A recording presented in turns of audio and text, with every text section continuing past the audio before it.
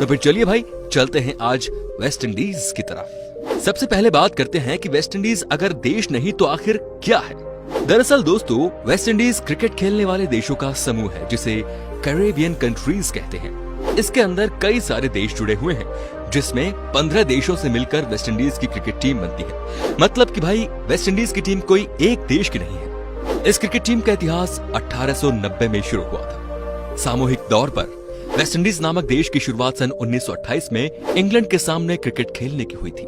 तभी West Indies नामक देश सामने आया था। उस समय वो टेस्ट खेलने वाला चौथा देश था। क्या आपको पता है कि कैरेबियन द्वीप कहाँ स्थित है?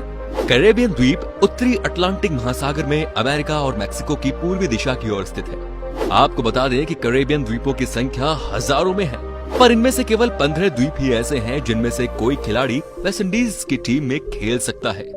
ज्यादातर खिलाड़ी जमैका, गुयाना, त्रिनिदाद और टोबैगो द्वीप से आते हैं। आपको बता दें कि कैरेबियन में कुल 28 देश है, जिनमें से कुछ पर आज भी इंग्लैंड और फ्रांस का राज है। क्या आपको पता है कि कैरेबियन नाम कैसे पड़ा? दरअसल दोस्तों, कैरेबियन द्वीप में कैरेब नाम की जंगली प्रजाति रहती थी जो नरभक्षी थी। उसी प्रजाति के नाम से कैरेबियन नाम पड़ा। वेस्ट इंडीज द्वीप समूह को 3 हिस्सों में बांटा गया है। सबसे ऊपरी हिस्सा बहामास, मध्य का हिस्सा ग्रेटर एंटिलेस और निचला हिस्सा लेजर एंटिलेस के नाम से जाना जाता है। बहामास में करीब 700 द्वीप है। ग्रेटर एंटिलेस में कई बड़े द्वीप है, वहीं लेजर एंटिलेस में छोटे द्वीप है। अगर हम बात करें बहामास की, तो इसमें कुल मिलाकर 700 आइलैंड है, लेकिन इनमें से सिर्फ 30 आइलैंड पर ही लोगों का बास है। वैसे तो फ्रेंड्स, हर कैरेबियन देश अपने आप में ही स्पेशल मानी जाती है, लेकिन बहामास की बात ही निराली है। अगर आपको कभी छुट्टी मनाने का मौका मिले तो इस देश में जरूर जाइएगा। क्या आप ऐसी जगह पर जाना पसंद करेंगे जहां आपको नीला आसमान, साफ समंदरी पानी और सफेद रेत एक साथ देखने को मिल जाए? ये वाकई बहुत ही ज्यादा खूबसूरत देश है दोस्तों।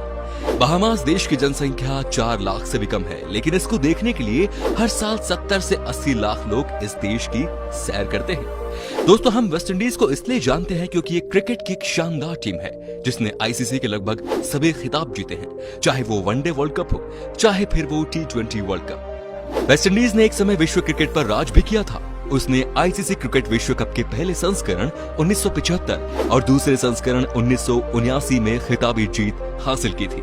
इसके बाद उसने 2004 में आईसीसी चैंपियंस ट्रॉफी जीती थी। वैसे वेस्ट इंडीज के नाम 2 बार आईसीसी T20 ट्रॉफी जीतने का भी रिकॉर्ड है।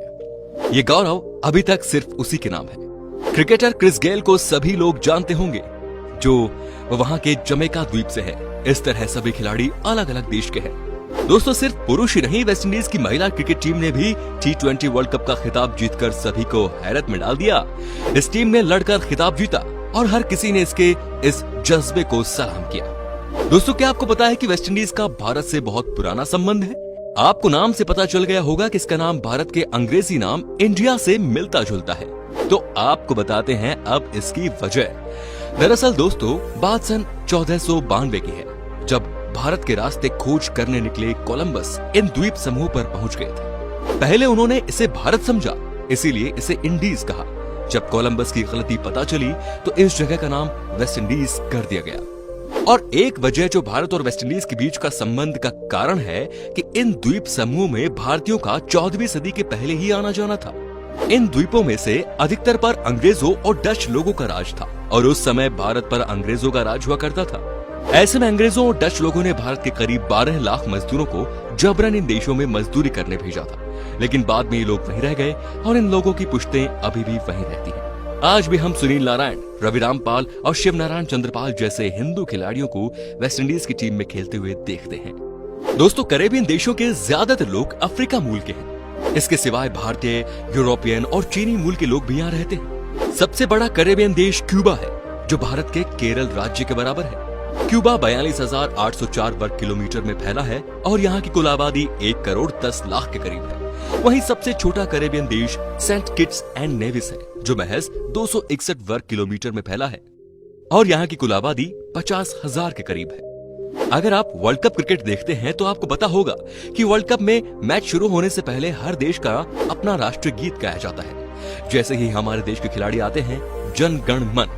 लेकिन सिर्फ वेस्ट इंडीज की टीम ऐसी है जिसका राष्ट्रगीत नहीं बल्कि क्रिकेट एंथम गाया जाता है। इस क्रिकेट गान को गाने के लिए एक क्रिकेट ध्वज के लिए 11 द्वीपों के खिलाड़ी एक साथ खड़े हो जाते हैं, जिनके नाम है बहामास द्वीप, Cuba, Jamaica, Haiti, the Dominican Republic, Puerto Rico, United State of Virgin Island, the Leeward Island and Windward Island, Guyana, Suriname, Trinidad और टोबैगो द्वीप। इस तरह से आप वेस्ट इंडीज के झंडे को भी क्रिकेट फ्लैग कह सकते हैं। दोस्तों, कैरेबियन यानी कि वेस्ट इंडीज के अलग अलग देशों में अलग अलग भाषाएं बोली जाती हैं, जिसमें स्पेनिश, इंग्लिश और डच मुख्य है।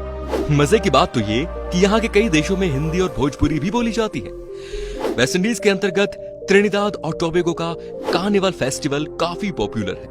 इसमें यहाँ की संस्कृति, धर्म, परंपरा और लोकगीत की झलक देखने को मिलती है। इस फेस्टिवल को शहर की सड़कों पर लोग साथ मिलकर सेलिब्रेट करते हैं। अगर आप कभी जाओ वहाँ तो इस फेस्टिवल का लुत्फ जरूर उठाइएगा। डोमिनिकन रिपब्लिक कैरेबिया का ऐसा देश है जहाँ की आबादी मात्र 1 करोड़ है, लेकिन 43 लाख लोग यहाँ हर साल घूमने आते हैं। सोचिए कितना खूबसूरत होगा ये देश। क्रिस्टोफर कोलंबस द्वारा खोजी गई ये कैरेबियन सागर में एक बड़े पैमाने पर पहाड़ी देश है। ये अपने समुद्र, खूबसूरत तटों, रिजॉर्ट्स और गोल्फ के लिए जाना जाता है। ये ऐसा कैरेबियन देश है जो सैलानियों की पहली पसंद होती है। अगर आप सोच रहे हैं कि कैरेबियन द्वीपों में सिर्फ क्रिकेट ही फेमस है, तो आपको बता दें कि यहाँ फुटबॉल भी बहुत लोकप्रिय है, पर केवल क्रिकेट ही इन्हें आपस में जोड़ता है। दोस्तों, आपने शायद जमैका का नाम सुना होगा। क्या आपको पता है कि कैरेबियन रीजन में जमैका में दुनिया के सबसे ज्यादा चर्च हैं और ये एक विश्व रिकॉर्ड है। यहाँ के लोग ईसाई धर्म को मानने वाले हैं। दुनिया के सबसे तेज धावक यूसेन बोल्ट का देश जमैका भी वेस्ट इंडीज का हिस्सा है। इसकी आबादी करीब 29 लाख है। वेस्ट इंडीज द्वीप समूह में अमेरिका, फ्रांस, नीदरलैंड्स और ब्रिटेन के कई उपनिवेश भी हैं, जैसे अमेरिकन वर्जिन द्वीप, ब्रिटिश वर्जिन द्वीप, British Anguilla, Dutch Saint Martin, French Martinique शामिल है। आपको बता दें कि 30 कैरेबियन देशों में करीब 4 करोड़ लोग रहते हैं।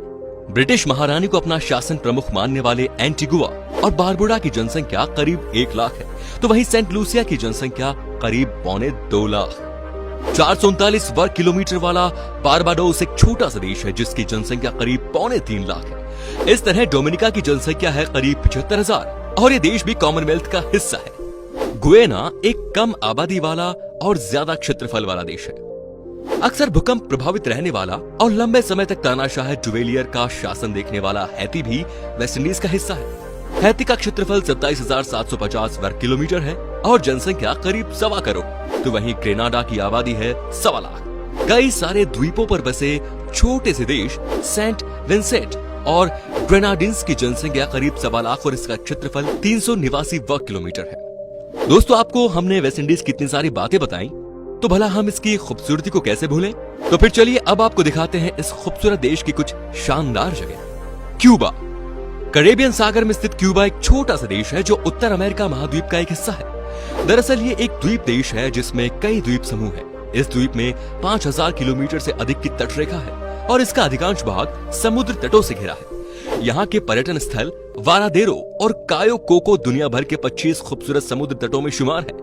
क्यूबा का पुराना हवाना यूनेस्को की विश्व धरोहर स्थल जो इतिहास का एक संरक्षित टुकड़ा है। त्रिनिदाद क्यूबा में सबसे अच्छे शहरों में से एक है, जो खूबसूरत इमारत, हरे गन्ने के खेतों, ताड़ के पेड़ों और पहाड़ों के खूबसूरत दृश्यों के माध्यम से ड्राइव या घुड़सवारी करने के लिए एक शानदार जगह है। जमैका। कैरेबियन समुद्र में चौथा सबसे बड़ा देश है जमैका, जो पर्यटकों के लिए काफी अच्छी जगह है।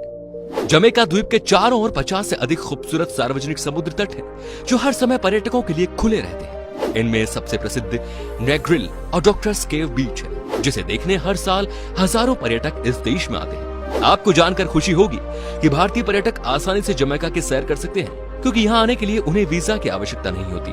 बिना वीजा के भारतीय जमैका में 14 दिन रह सकते हैं। बारबाडोस।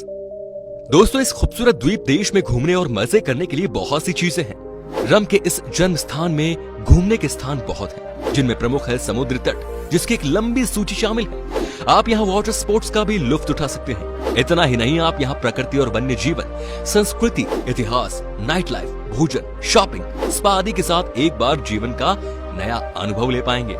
कैरेबियन के इस भाग को लिटिल इंग्लैंड के रूप में जाना जाता है, क्योंकि इस द्वीप पर रोजमर्रा की जिंदगी निश्चित रूप से ब्रिटिश सत्ता के द्वारा प्रभावित दिखती है। अगर आप बारबाडोस जाओ तो यहाँ की खुली विंटेज बस में यात्रा करना बिल्कुल ना भूलें। अब है पुएर्टो रिको। समुद्री तट प्रेमी का स्वर्ग है ये देश, जिसके प्राचीन तटों और द्वीप पर आकर्षण के भरपूर हिस्से ने इसको कैरेबियाई में सबसे बड़ा पर्यटन स्थल बना दिया। यहाँ आप देख सकते हैं स्पेनिश औपनिवेशिक की वास्तुकला, साथ ही यहाँ की चमकीले कैरेबियाई पानी में आप ले सकते हैं स्नॉर्कलिंग का मजा। अपने आश्चर्यजनक समुद्र तटों के साथ पुएर्टो रिको की प्राकृतिक सुंदरता में शामिल है राष्ट्रीय उद्यान। अंत में है सेंट लूसिया। सेंट लूसिया एक छोटे द्वीप है जो कि बहुत ही खूबसूरत है। शानदार चमकती समुद्री तटों के साथ साथ यहाँ पर छोटे छोटे पहाड़ हैं। आप यहाँ के ज्वालामुखी समुद्री तटों और रीफ डाइविंग साइट जा सकते हैं और डाइविंग का भी लुत्फ उठा सकते हैं। यहाँ के लग्जरी रिजॉर्ट्स में रह सकते हैं और मछली पकड़ने वाले गाँव में घूम सकते हैं। यहाँ कई सारे रेन फॉरेस्ट भी हैं जिसके अंदर आपको खूबसूरत झरने देखने को मिलेंगे। यहाँ के पहाड़ों पर आप हाइकिंग भी कर सकते हैं। तो उम्मीद है दोस्तों आपको ये वीडियो पसंद आई होगी। अच्छी लगी तो लाइक कीजिए, नीचे कमेंट करके बताइए कि आपको ये वीडियो कैसा लगा। फिलहाल मिलता हूँ आपसे अगले वीडियो में। Till then bye bye and take care.